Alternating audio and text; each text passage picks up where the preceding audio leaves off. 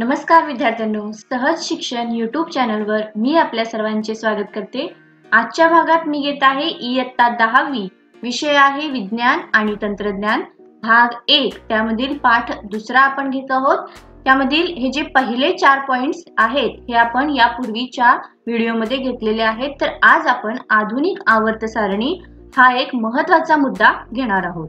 तर विद्यार्थ्यांनो, याच्या आधी आपण मूलद्रव्याचे वर्गीकरणाच्या काही पद्धती बघितल्या। त्यामध्ये डोबेरानरची त्रिके बघितली, न्यूलँडच्या अष्टकांचा नियम काय आहे हे बघितलं, त्याचबरोबर मेंडेलीवची आवर्ती सारणी ही जी महत्त्वाची एक वर्गीकरणाची पद्धत आहे ही देखील बघितली। तर विद्यार्थ्यांनो, आपण आता बघत आहोत आधुनिक आवर्ती नियम। मेंडेलीवने जेव्हा आवर्ती सारणी लिहिली तेव्हा किंवा मांडली तेव्हा त्या काळी विज्ञान जगताला अणूच्या अंतरंगाविषयीची पुरेशी माहिती मिळालेली नव्हती किंवा तेव्हा इलेक्ट्रॉनिक्सचा शोध लागलेला नव्हता। जेव्हा इलेक्ट्रॉनिक्सचा शोध लागला, अणूंमधील इलेक्ट्रॉनिकची संख्या आणि अणु अंक यांच्यातील संबंधाचा वेध मात्र वैज्ञानिक घेऊ लागले। इलेक्ट्रॉनचा शोध लागल्यानंतर इलेक्ट्रॉनची संख्या, अणूमधील इलेक्ट्रॉनची संख्या आणि अणु अंक यांच्यामध्ये काय संबंध असेल याचा शोध हळूहळू सुरू झाला। त्याच्यावरून मेंडेलीवच्या आवर्ती सारणीत अणु अंक हा केवळ मूलद्रव्यांचा क्रमदर्शक अंक होता असं लक्षात आलं। म्हणजे मेंडेलीवने जी आवर्ती सारणी मांडली होती त्यामध्ये त्यांना त्याचा जो अणु अंक होता तो एक फक्त मूलद्रव्याचा क्रमदर्शक अंक होता असं सांगितलं।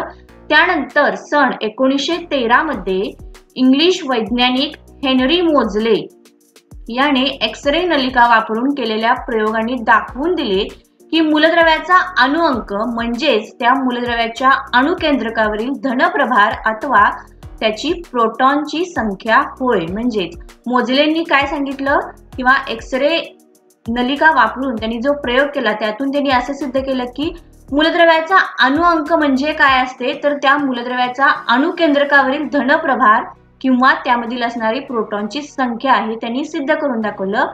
त्यासाठी त्यांनी अनेक प्रयोग देखील केले।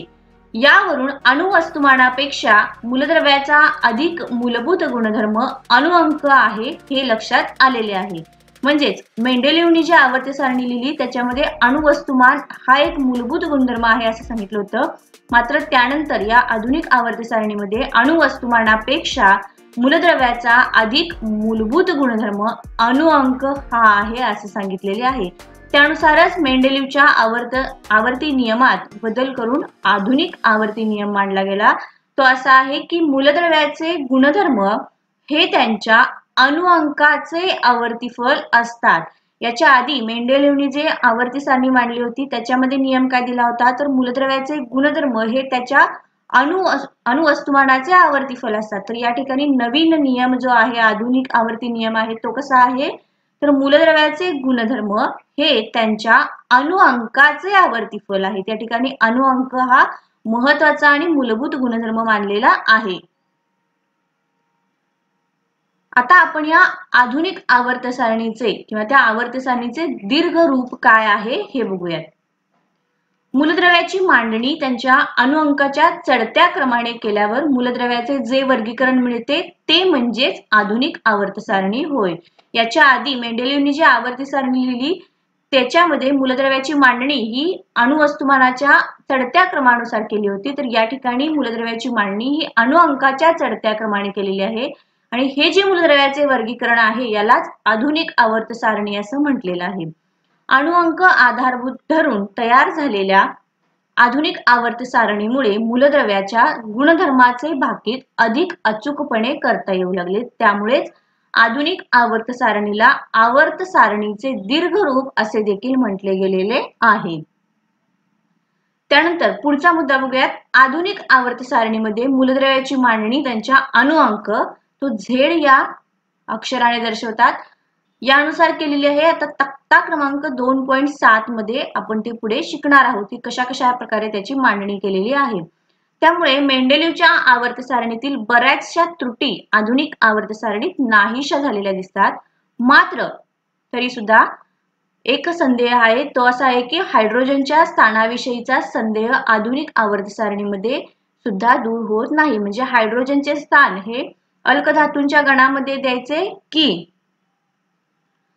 हॅलोजनच्या गणामध्ये द्यायचे, हा जो संदेह आहे किंवा ही जी परिस्थिती आहे ही त्याच्या हायड्रोजनच्या स्थानाविषयी हा संदेह अजूनही देखील आधुनिक आवर्त सारणीमध्ये दूर होत नाही आहे.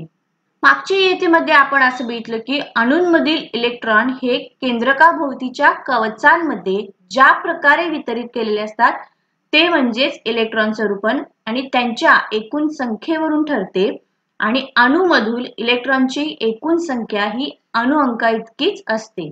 इलेक्ट्रॉन स्वरूपन म्हणजे कसे असते तर या प्रकारे जे काही कवच असतात या कवचांच्या मध्ये हे जे काही इलेक्ट्रॉनचे वितरण झालेले आहे याला आपण इलेक्ट्रॉन स्वरूपन असं म्हणतो आणि अणूंच्या मधील इलेक्ट्रॉनची एकूण संख्या ही अणुअंका इतकीच असते.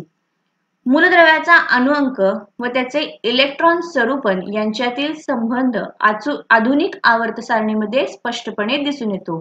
तर यामध्ये जो अणुअंक आहे तो अणुअंक आणि या इलेक्ट्रॉनचे स्वरूपन आहे यांचा जो काही संबंध आहे हा या सारणीमध्ये आपल्याला स्पष्टपणे दिसून येतो. आता या आधुनिक आवर्त सारणीची रचना कशी आहे किंवा त्याचं स्ट्रक्चर कशा प्रकारे आहे हे आपण बघणार आहोत. ही जी आधुनिक आवर्त सारणी मांडली गेलेली आहे त्यामध्ये 7 आडव्या ओळी आहेत म्हणजेच 1 ते 7 आवर्त आहेत. ज्या आडव्या ओळी आहेत त्याला आवर्त असं म्हटलेले आहे. तसेच या सारणीतील 18 उभे स्तंभ म्हणजेच 1 ते 18 गण आहेत. म्हणजे ज्या आडव्या ओळी आहेत त्याला आवर्त असं म्हटलेलं आहे तर उभे देखील अशी काही आहेत त्याला गण असं म्हटलेलं आहे. आवर्त व गण यांच्या रचनेतून चौकटी तयार होतात. या चौकटींमध्ये वरच्या बाजूला ओळीने अणुअंक दर्शवलेले असतात. प्रत्येक चौकट ही त्या मूलद्रव्याची जागा असते. म्हणजे ही जी काही प्रत्येक चौकट असणार आहे ही त्या मूलद्रव्याची ती जागा असते. 7 ओळी व्यतिरिक्त आवर्त सारणीच्या तळाशी आणखी 2 ओळी स्वतंत्रपणे दाखवलेल्या आहेत. त्यांना अनुक्रमे लॅन्थेनाइड श्रेणी आणि ऍक्टिनाइड श्रेणी असे म्हणतात. म्हणजे हे जे 7 आवर्त आहेत हे सोडून त्याच्या तळाशी 2 स्वतंत्रपणे ओळी दिलेल्या आहेत. त्यातील एकाला लॅन्थेनाइड श्रेणी म्हणतात तर दुसरीला ऍक्टिनाइड श्रेणी असे म्हणतात. पुढे आपण ती आवर्त सारणी व्यवस्थितरित्या बघणार आहोत. त्याचा तक्ता पुढे दिलेला आहे. 2 श्रेणींसह आवर्त सारणीमध्ये 118 चौकटी आहेत. म्हणजे एकूण जे वरती अशा चौकटी तयार होतात आवर्त आणि गण या एकूण मिळून 118 होतात. म्हणजेच आधुनिक आवर्त सारणीमध्ये 118 मूलद्रव्यांची जागा आहे. यावरून असे लक्षात येतं की यामध्ये आता 118 मूलद्रव्ये बसू शकतात. अगदी अलीकडच्या काळात काही मूलद्रव्यांची निर्मिती प्रयोगसिद्ध झाल्यामुळे आता ही आवर्त सारणी पूर्ण भरली आहे. सर्व 118 मूलद्रव्ये आता शोधली गेलेली आहेत. आतापर्यंत किती मूलद्रव्ये शोधली गेली आहेत तर 118. संपूर्ण आवर्त सारणी एस खंड, पी खंड, डी खंड आणि एफ खंड या 4 खंडामध्ये विभागलेली आहे. म्हणजे जी काही आता ही 118 या इतक्या ज्या काही चौकटी आहेत या चौकटी आता देखील 4 खंडामध्ये विभागलेल्या आहेत. त्यामध्ये एस खंड आहे, पी खंड आहे, डी खंड आहे आणि एफ खंड आहे. असे हे 4 खंड आहेत. तर यामधला एस खंड हा जो आहे हा गण 1 आणि 2 यांचा बनलेला आहे. गण 13 ते गण 18 हे पी खंडामध्ये येतात. त्यानंतर गण 3 ते गण 12 हे डी खंडामध्ये येतात. तर तळाचे जे काही 2 स्वतंत्र अशा ओळी दिलेल्या आहेत या लॅन्थेनाइड आणि ऍक्टिनाइड ज्या श्रेणी आहेत या एफ खंडामध्ये येतात. त्यानंतर डी खंडातील मूलद्रव्यांना संक्रमक मूलद्रव्ये असं म्हणतात. डी खंड कशापासून किती ते किती गण आहे तर 3 ते 12 गण त्यामधील जे मूलद्रव्य आहेत ते डी खंडामध्ये येतात. त्यांना संक्रमक मूलद्रव्ये असं म्हणतात. तर आवर्त सारणीच्या पी खंडामध्ये एक नागमोडी रेषा दर्शविता येते. या नागमोडी रेषेच्या सहाय्याने मूलद्रव्याचे पारंपरिक 3 प्रकार आधुनिक आवर्त सारणीमध्ये स्पष्टपणे दाखवता येतात. ही जी नागमोडी रेषा आहे याच्या किनारीचे धातू सदृश्य मूलद्रव्ये आहेत. डाव्या बाजूला सर्व धातू आहेत तर उजव्या बाजूला सर्व अधातू आहेत. आता आपण एकदा तो तक्ता बघूयात. तर विद्यार्थ्यांनो या ठिकाणी आपल्याला हा आधुनिक आवर्त सारणीचा तक्ता दिसत आहे. या ठिकाणी बघा हे जे आपल्याला छोटे छोटे चौकटी दिसत आहेत ह्या एकूण या वरच्या आणि ह्या स्वतंत्रपणे 2 खालच्या आहेत ह्या एकूण मिळून 118 आहेत. तर या 118 चौकटींचे एकूण 4 खंड पडलेले आहेत. एस खंड, डी खंड, पी खंड आणि हे जो खालच्या 2 ओळींचा आहे हा एफ खंड असा आहे. त्यानंतर 1 आणि 2 या हे जे गण आहेत यातील जे मूलद्रव्ये आहेत हे एस खंडामध्ये येतात. गण 3 ते गण 12 यातील जे मूलद्रव्ये आहेत हे डी खंडामध्ये येतात, याला संक्रमक मूलद्रव्ये असं म्हणतात. तर पी खंडामध्ये गण 13 ते 18 यातील जी मूलद्रव्ये आहेत ही पी खंडामध्ये येतात. तर यामध्ये ही जी आपल्याला नागमोडी रेषा दिसत आहे, हे ह्याच्या किनारीचे हे मूलद्रव्ये आहेत हे धातू सदृश्य आहेत. तर डावीकडील जे आहेत हे धातू आहेत आणि उजवीकडील जे आहेत ते अधातू आहेत. आता पुढचा मुद्दा घेत आहे आधुनिक आवर्त सारणी. त्यामध्ये मूलद्रव्यांचे इलेक्ट्रॉन स्वरूपण कशा प्रकारे असते किंवा electron configuration of the elements ते आपण आधुनिक आवर्त सारणीमध्ये कशा प्रकारे त्याचा संबंध आहे हे बघूयात. एका आवर्तामध्ये शेजारी शेजारी असणाऱ्या मूलद्रव्यांच्या गुणधर्मामध्ये थोडासा फरक असतो, मात्र दूर असणाऱ्या मूलद्रव्यांच्या गुणधर्मामध्ये खूपच फरक असतो. जे जवळ मूलद्रव्ये आहेत त्यांच्यामध्ये काहीतरी थोडासा सारखेपणा असतो किंवा थोडासा फरक आहे, मात्र जे लांब आहे त्यांच्यामध्ये मात्र फरक जास्त आढळताना आपल्याला दिसतो. एका गणातील मूलद्रव्यांच्या रासायनिक गुणधर्मामध्ये साधर्म्य व प्रवणता दिसून येते. एक गण आहे जो आपण हा उभ्या स्तंभांना गण असं म्हटलेलं आहे, तर याच्यामध्ये जे काही मूलद्रव्य आहेत या मूलद्रव्यांच्या गुणधर्मामध्ये रासायनिक गुणधर्मामध्ये सारखेपणा दिसून येतो.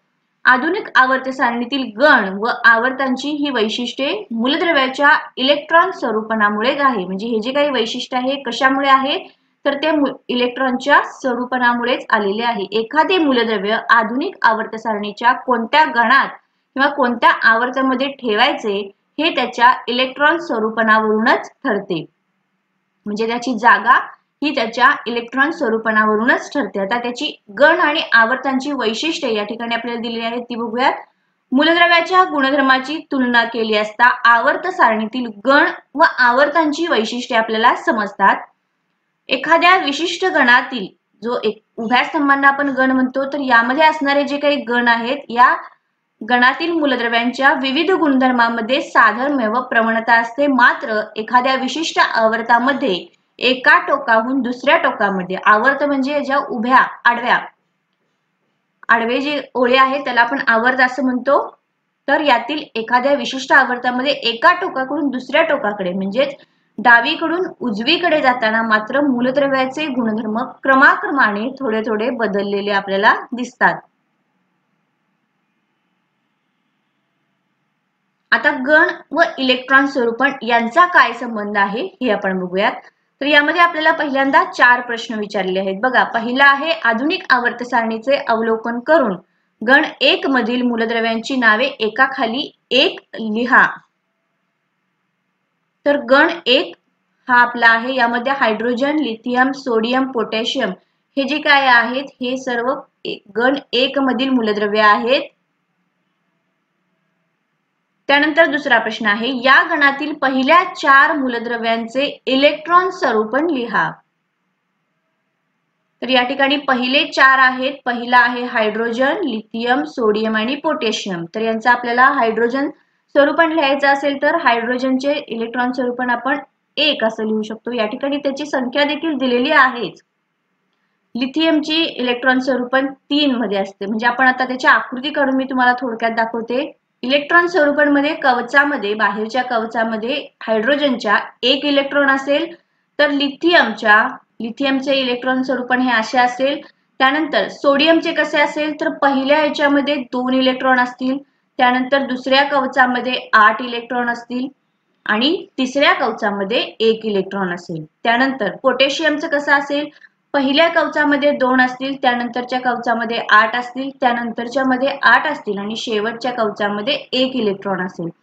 असे त्याचे आपण इलेक्ट्रॉन स्वरूपण सांगू शकतो. त्यानंतरचा तिसरा प्रश्न आहे तुम्हाला त्यांच्या इलेक्ट्रॉन स्वरूपणातून कोणता सारखेपणा आढळला. तर याच्यावरून आपल्याला काय कळते की शेवटच्या त्यांच्या कवचामध्ये कोणता 1 हा इलेक्ट्रॉन आहे. याच्यामध्ये 1 आहे, याच्यामध्ये 1 आहे. त्यानंतर याच्या देखील आपण जर कवचाद्वारे आकृती काढली तर असे कळेल की याच्या देखील बाहेरील कवचामध्ये 1 इलेक्ट्रॉन आहेत. या 4 मूलद्रव्यांमध्ये प्रत्येकी किती संयुजा इलेक्ट्रॉन आहेत. संयुजा इलेक्ट्रॉन म्हणजेच काय विद्यार्थ्यांनो, तर बाह्यतम कवचामध्ये जे इलेक्ट्रॉन असतात त्याला संयुजा इलेक्ट्रॉन म्हणतात. तर त्या मूलद्रव्यांच्या बाहेरील कवचामध्ये प्रत्येकी 1 संयुजा इलेक्ट्रॉन आहे. तर या 4ही प्रश्नांची उत्तर आपण बघितली.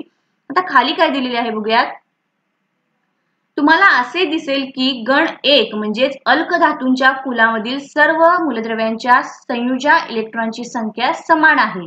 आपण आता ते बघितलेलंच आहे. दुसऱ्या कोणत्याही एका गणातील मूलद्रव्ये पाहिली तर त्यांच्या संयुजा इलेक्ट्रॉनची संख्या एक समान असल्याचे दिसेल. म्हणजे जसा गण 1 आपण बघितला तसा जर गण 2 बघितला तर त्याच्यामधील देखील संयुजा इलेक्ट्रॉन जे बाहेरील कवचातील इलेक्ट्रॉन आहेत ते देखील आपल्याला त्यांची संख्या समान असलेली दिसून येईल. उदाहरणार्थ बेरिलियम, मॅग्नेशियम, कॅल्शियम ही मूलद्रव्ये गण 2 मध्ये म्हणजेच अल्कधर्मी मृदा धातूंच्या कुलामध्ये आहेत. यांच्या बाह्यतम कवचात 2 इलेक्ट्रॉन आहेत. गण 1 मध्ये जे काही होते त्यांच्या बाहेरील कवचामध्ये एक एक संयुजा इलेक्ट्रॉन होता, तर गण 2 मधील बाह्यतम कवचामध्ये 2 इलेक्ट्रॉन असतील. तसेच गण 17 मधील म्हणजेच हॅलोजन कुलामधील फ्लोरीन व क्लोरीन इत्यादी मूलद्रव्यांच्या बाह्यतम कवचात 7 इलेक्ट्रॉन आहेत. कोणत्याही एका गणात वरून खाली जाताना इलेक्ट्रॉनचे एक एक कवच वाढत जाते. यावरून आपल्याला असे म्हणता येईल की बाह्यतम कवचाचे इलेक्ट्रॉन स्वरूपन हे आधुनिक आवर्त सारणीतील त्या गणांचे वैशिष्ट्य आहे. म्हणजेच या गोष्टीवरून आपल्याला काय लक्षात येते, तर जो गण 1, गण 2, गण 3 असे जे काही आपले गण आहेत यामधील जे काही इलेक्ट्रॉन्स मूलद्रव्ये असणार आहेत त्यामध्ये त्याचे जे इलेक्ट्रॉन स्वरूप असणार आहे त्यामधील त्याच्यात कवच वाढत जातील, पण त्याची जी संख्या असणार आहे बाह्यतम कवचातील इलेक्ट्रॉनची संख्या जी असणार आहे ती समान असणार आहे. मात्र जसे आपण एखाद्या गणात वरून खाली जातो तशी कवचांची संख्या वाढत जाते. संयुजा इलेक्ट्रॉनची संख्या समान असणार आहे परंतु कवचांची संख्या ही वाढत जाताना दिसते. आता त्याच्या पुढचा मुद्दा आपण घेणार आहोत आवर्त आणि इलेक्ट्रॉन स्वरूपन. मग अशी आपण बघितलं की गण आणि इलेक्ट्रॉन स्वरूपन यांच्यातील काही संबंध आणि फरक बघितला. तर आता आपण आवर्त आणि इलेक्ट्रॉन स्वरूपन हे बघणार आहोत. त्यामध्ये इथे आपल्याला 3 प्रश्न विचारले आहेत, त्याच्याद्वारे हा मुद्दा आपण समजून घेऊयात.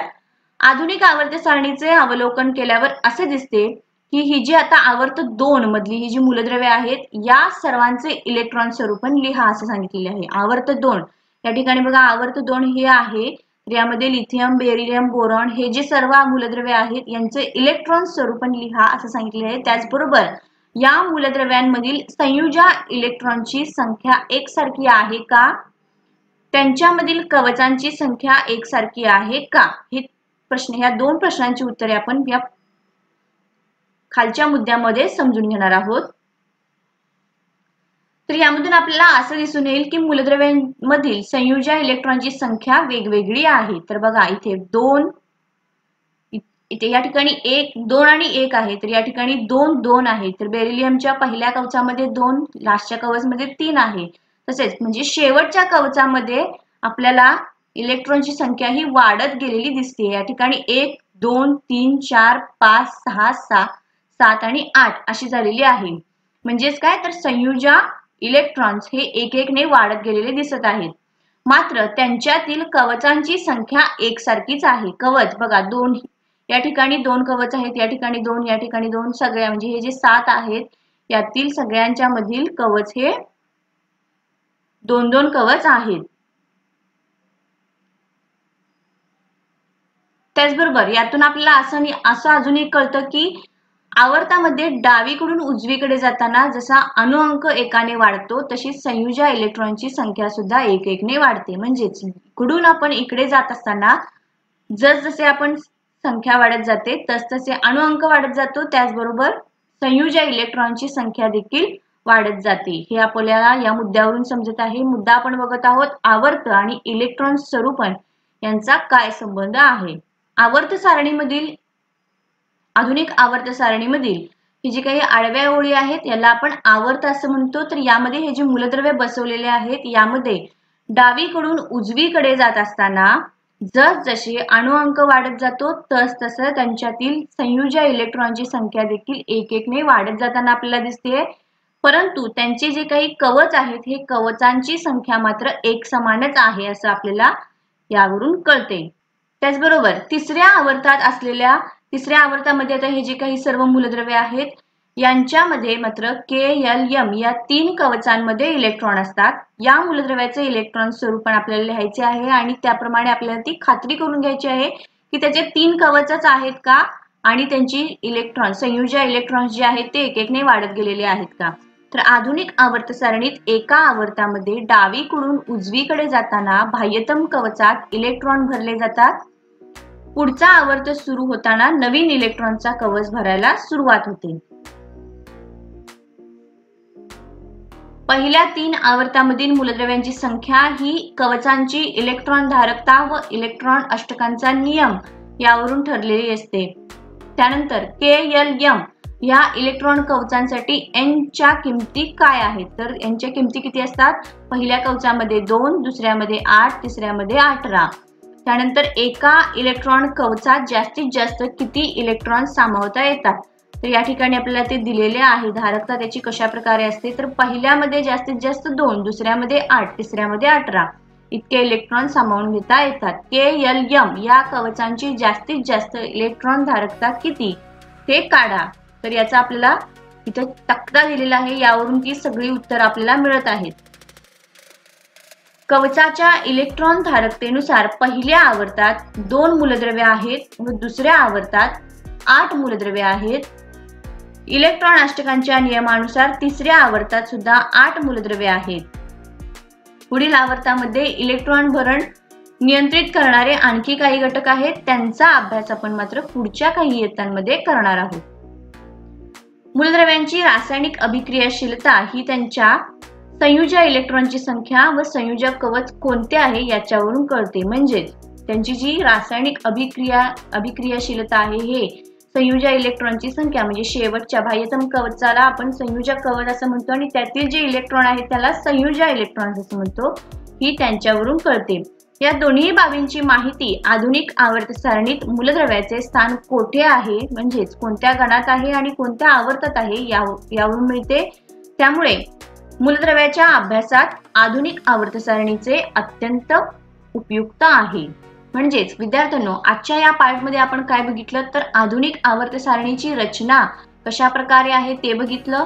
त्यानंतर त्यामध्ये जी रचना आहे त्यामध्ये खंड कोणते आहेत, किती गण आहेत, किती आवर्त आहेत हे देखील आपण बघितलं. त्याचबरोबर गण आणि इलेक्ट्रॉनचे स्वरूपण यांचा संबंध बघितला. तसेच आवर्त आणि इलेक्ट्रॉनचा स्वरूपण यांचे संबंध बघितला. हे आपण जे मुद्दे बघितले हे मुद्दे जर तुम्हाला आजच्या या व्हिडिओमधून समजले असतील किंवा तुम्हाला हा धडा समजून घेण्यासाठी या व्हिडिओची काही मदत होत असेल तर या व्हिडिओला तुम्ही नक्की लाईक करा. चॅनलला सबस्क्राईब करण्यास विसरू नका. थँक्यू.